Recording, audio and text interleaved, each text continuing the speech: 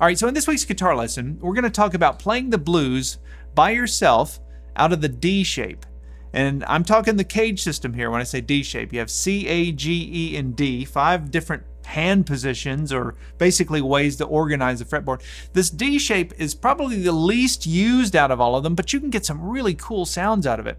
And so we're going to look at our 1 chord out of that D shape, and I'll show you the corresponding 4 chord and 5 chord out of that position. Now this lesson sort of piggybacks off one I did a few weeks ago that ended up being very popular, which is why I'm doing this one.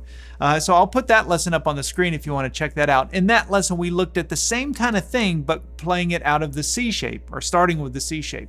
And so these are just some non-conventional ways of playing the blues, but I want you to do this because you get new ideas when you get new sounds. It really sort of opens up the fretboard too in a way that might not have been there for you. So in this video, we're going to go through all the theory part of this. I'll explain where these chord shapes come from. I'll show you the pentatonic scale, how to connect that to them so that you have all the tools to be able to do this. If you'd like to get the tablature for the composition I played in the intro, and also have access to the on-screen tab viewer, which is interactive, there's no talking in it, it's just video and tab on the screen at the same time. You can slow down the playback, you can loop sections, you can have all of those extra materials for this lesson by going to activemelody.com and doing a search for ML131. Okay, so if I were to say to you, play me some blues in the key of G, just by yourself, just give me some blues, I want to hear some blues. Most of us would probably start here if we were just finding a starting point. Now I'm not saying everybody, there's no formula for this, but this would be the at least where my brain would go. I would go here, I would play out of this, because you've got your minor pentatonic scale pattern 1, which is super familiar. You've got all your chord shapes, your 4 chord, your 5 chord, it's all right there.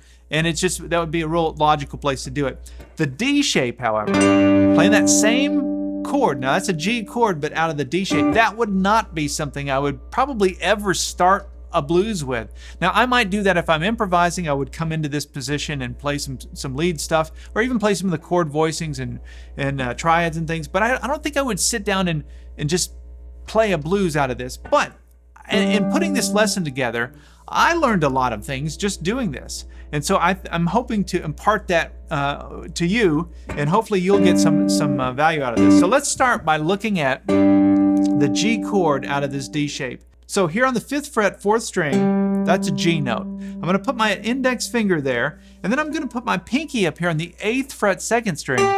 That's also a G note. Those are an octave apart. So you have, now my ring finger naturally just lines up over the 7th fret. So I'm going to put it down on the 7th fret, 3rd string. Now listen to strings 4, 3, and 2. That is really all I can play of a G chord in this position, which is really a power chord. I'm playing just the root and the 5th, and that's another root an octave higher. So I'm leaving out this note, which is the 3rd. Now some people can do this. It just depends on your fingers really, and your hand, the size of your hand. You know, that would be the proper way to try and make that chord, but I just can't do it. I've tried for years and it just hurts my hand, and so I don't ever do it. So this is how I do it. I just play this little bit of it. Now for playing the blues, you want to be able to play a dominant 7 version of each of your chords, of your 1 chord, 4 chord, and 5 chord. So what I do for that is I use my middle finger, which lines up perfectly over the 6th fret, and I play that 6th fret 2nd string. And see, listen to that. So now I've got my root, which is my 1, I've got the 5th, and I've got the flat 7. I don't have the 3rd interval, but that's okay. It still works. Now, it's kind of nice in a way to not play the 3rd, because I could use this voicing here over a major chord or a minor chord. It's going to work either way, since there is no 3rd. So now I've got my D and my D7 in this position. And for some of you, you'll be able to include the 3rd, and that's great, but that's how I do it. Okay, let's go to our 4 chord. In this position, we're going to stay between the 5th fret and the 8th fret. Stay in this region of the fretboard. So our 4 chord, which is our C chord, when we're playing in the key of G. Did I say that? I should have said that. We're playing this blues in the key of G, so that's our 1 chord. 4 chord is a C, and so the C chord here would be using the G shape. And it would look like that. This is another one I can't do. No, I don't ever see anybody trying to play all 6 strings out of this shape. That's not the point of it anyway. The point is just a positioning thing. So all I need to do is just play some of it. And what I like to do is play the bottom part of it. So I go ahead and bar the first 4 strings on the 5th fret, then I put my ring finger down on the 7th fret, 5th string. And I can play a C chord over an E. It's like a C/E if you were to see that in a chord chart. But you don't have to worry about that. Just know that this is another voicing for a C chord. I can put my pinky up here on this C note here and play the top part of that shape if I want. But that's my C chord. Now the C7 that I have 2 of them in this position. Check this out. Isn't that a cool sound? I just keep the bar there and I use my ring finger. Now some of you may want to use your pinky, but I'm coming up here to the 8th fret, 4th string to hit that flat 7 and just playing strings 4, 3, and 2. The other one you have is, if you keep that bar there, is up here on the 6th fret, 1st string. So you have this one as well, another flat 7. So you have a lower one and a higher one. So you have the 2 C7s in this position. All right, so let's do a quick review. For our 1 chord, we have our D and our D7. For our 4 chord, we've got our C like this, and then we've got our C7, which we have in 2 positions. Now for the 5 chord, in this neighborhood, staying between frets 5 and 8, I'm gonna play my D chord. So the 5 chord in the key of G is a D. I can play my D chord right here using the A shape. Putting my index finger on the 5th fret, 5th string, and then I'm doing a bar there. I use my pinky when I do that. A lot of people use their ring finger on that 7th fret. Playing strings 5, 4, 3, and 2. So that's my D chord. My D7, check this out. There's my root note. I need to walk it down to the flat 7. So to do that, I'm just gonna bar there on the 5th fret, and then I'm gonna put my pinky and my ring finger on the 7th fret, strings 2 and 4. Still playing only strings 5, 4, 3, and 2. Now you can hear that flat 7 in there. So check this out. You got a 1 chord, 4 chord, back to the 1 chord. Now let's go to the 5 chord in this neighborhood. See how perfectly it all fits? Let's go to the 4 chord again, using that higher version of the dominant 7. And then back to the 1. So now I've got my 1, 4, 5 chords. All I need now to really pull it all together and be able to play the blues by myself and composition is I need a scale. And so let's just use the minor pentatonic scale. So let's connect our minor pentatonic scale pattern to this shape. Now remember, that's the D shape, but we're playing in the key of G. So we would need our G minor pentatonic scale.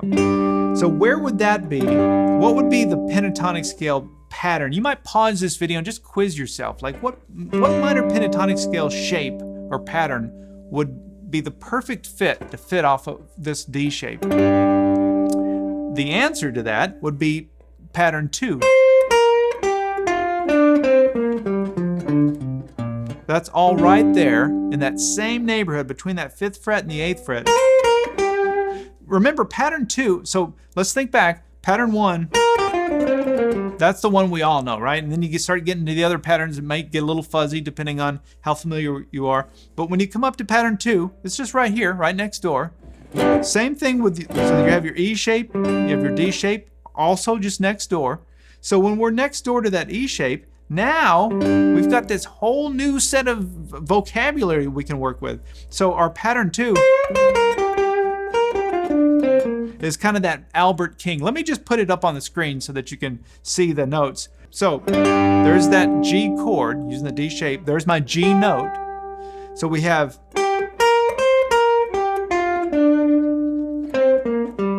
right all the way down to here. So that's a G note and that's a G note. And then you've got a few more notes down to here. Now you want to hear it resolve down to here, right, to that G note, but I'm not doing that. I'm staying in this neighborhood. So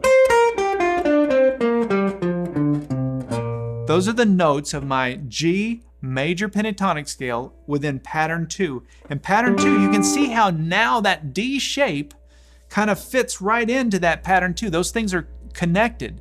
So when you're playing, now if you want to throw in a lick,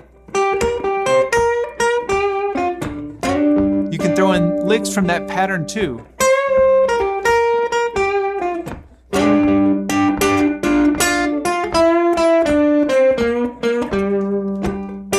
Now there's one extra note that I threw in there, which is this note. That is not in your minor pentatonic scale. That would be the 6th note from your major scale. But in this position, I find myself working that note in because my finger's already there doing that little bar. And it just sounds good.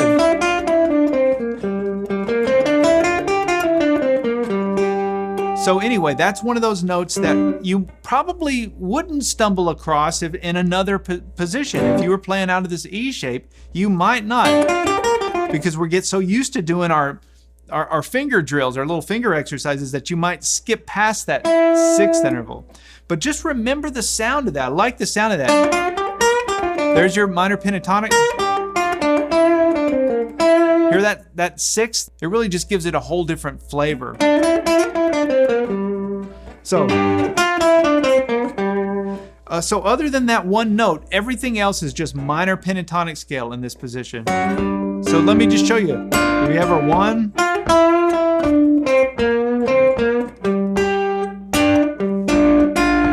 And then when I played that intro, I went. Now that's the only other little piece I want to show you that I didn't talk about. And that is the same as my D7 shape, but it's this little triad here, and if I play it here, it's representing a G7. So let's back up. Now remember when I showed you, I said I couldn't play the proper D chord. I couldn't include that 3rd. And some people can do that. And so if you do that, it looks kind of like this. Well, look at strings 1, 2, and 3. In fact, let me reposition my fingers here. That's familiar, right? That's the same as your D shape, like in first position. So that's actually why we're calling this the D shape, is because of that little triad there. So it just makes sense then that if that's a G chord, then I can walk the root down and play a G7, just like I do down in first position. D, D7, right? It's the same thing. G, G7. You could also do a D minor, or well, it'd be a G minor here, by flatting the 3rd. So the same rules apply like they do down in first position. That's why this CAGED system becomes so powerful, because you can take things that you know from first position and just reuse it all over the fretboard. So anyway, up here,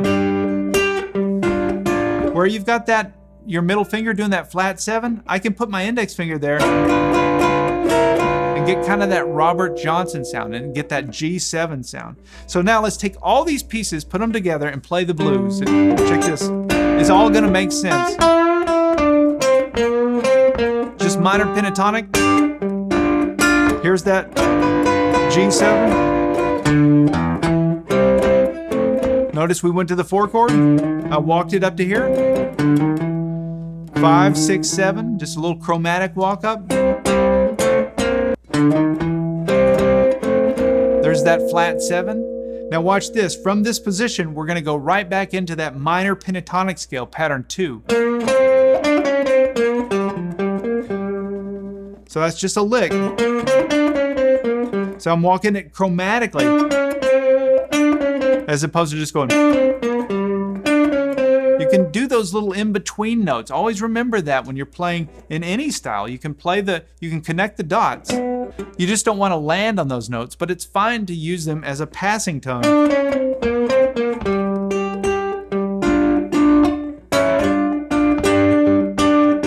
We go to the 5 chord. Right, there it is. That's my D7. Out of that A shape, I just walked it up chromatically. Then we go to the 4 chord. Right? That's that other flat 7 that I showed you. Remember, we have one here and then one here. So hopefully these pieces are all starting to come together. 5.